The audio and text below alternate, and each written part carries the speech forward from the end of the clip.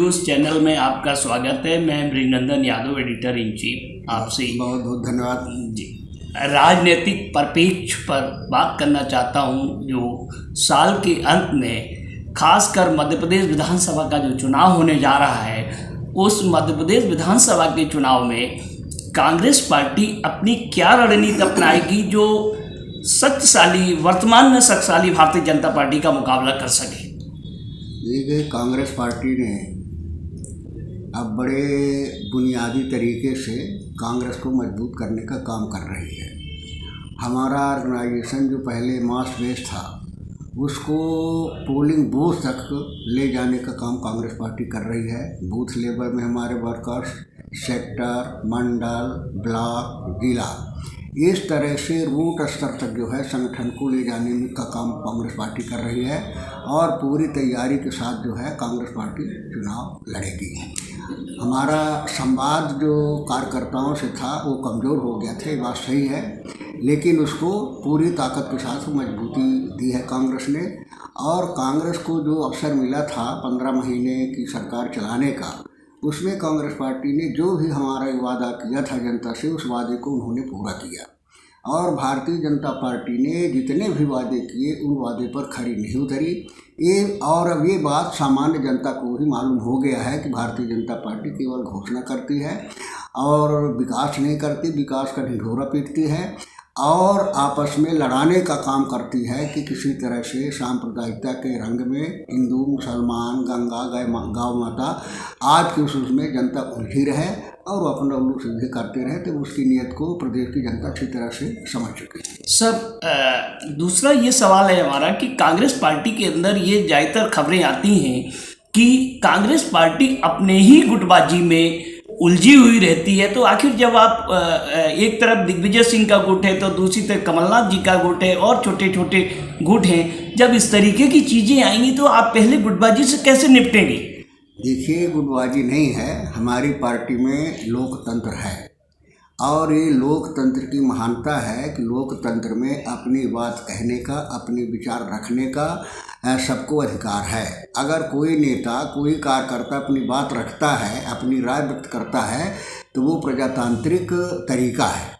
और ये तानाशाही तरीका थोड़ी है कि कोई अपनी बात नहीं रह सकता, कोई सुझाव नहीं दे सकता।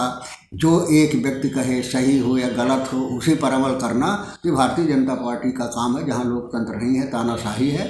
हमारे पार्टी में लोकतंत्र है और लोकतंत्र की परिभाषा है कि अपना विचार व्यक्त करने की सबको आज़ादी है।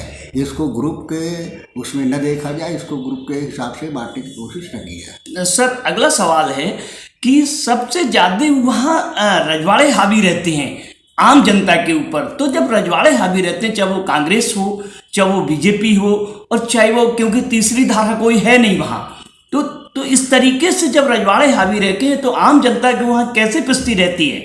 देखिए, रजवाड़े का स्वयं हमारी कांग्रेस पार्टी ने ही राजा महाराजाओं का जो विशेषाधिकार था, प्रिविपर्स था, जिससे माने राजा महाराजाओं की पहचान होती थी, उस पहचान को कांग्रेस ने ही ख़त्म किया है। और जिसका ही परिणाम है कि आज वही राजा महाराजा जिनके पास कभी गरीब की परछाई भी नहीं पड़ती थी, आज वही राजा महाराजा गरीब के द्वार पर खड़ा होकर के भीख मांगने की स्थिति में है।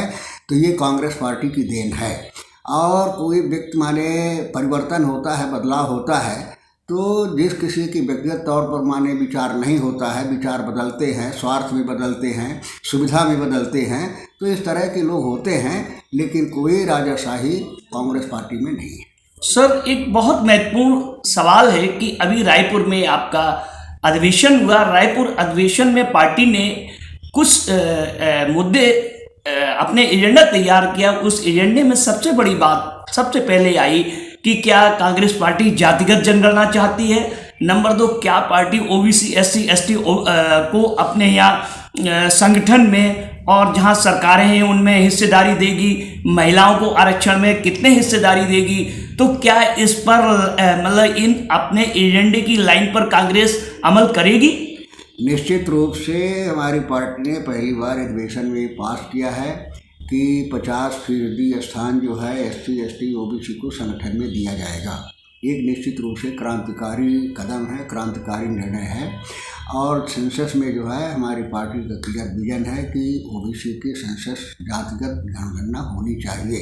और हमारी सरकार आएगी तो निश्चित रूप से इसको कराएगी। सर एक और सवाल है लास्ट, क्या अभी ये देखने में आया कभी तीसरी धारा का ये बहुजन समाज पार्टी वहाँ चुनाव लड़ती थी, अभी सर वहाँ मैंने 2-3 बार में देखा वहाँ ये समाजवादी पार्टी भी पहुँच रही है। जब समाजवादी पार्टी या बहुजन समाज पार्टी पहुँचेगी या जो लड़ा है तो वहाँ चतुष्कोणीय चुनाव हो जाएगा। चतुष्कोणीय चुनाव में क्या कांग्रेस को लाभ होगा या नुकसान होगा? मध्य प्रदेश में कोई ऐसी स्थिति नहीं है।